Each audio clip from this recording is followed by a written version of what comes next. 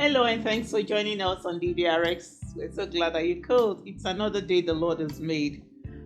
The prescription for today is don't stop living holy. Don't stop living holy. In 2 Corinthians 7 verse 1, the writer says, since we have these promises, beloved, let us cleanse ourselves from every defilement of body and spirit, bringing holiness to completion in the fear of God. What promises we have in God, exceeding and great promises, we have in the Lord on account of our adoption into His family. But then we have to be very careful because we're still in our mortal bodies, and sin can look very pleasurable and enticing to us. But then we are warned to cleanse ourselves. Yeah, we have to be intentional about it. It's something we have to really focus on. You can't say you are ignorant of one thing or the other.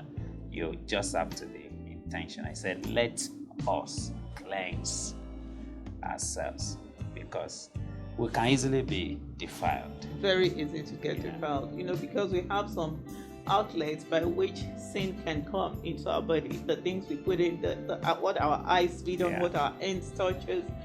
We know those things that are enticing us to sin.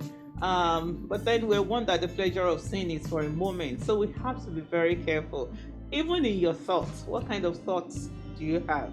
What are those things that you ponder upon? Are they things that are edifying and God glorifying?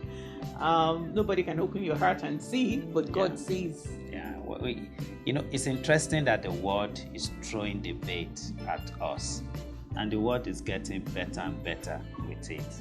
And we'll say it is in the spirit of modernization. A lot of things are being eroded. A lot of values are eroded. We are redefining a lot of things. Even now, marriage is redefined. But people just don't want to do things that God wants.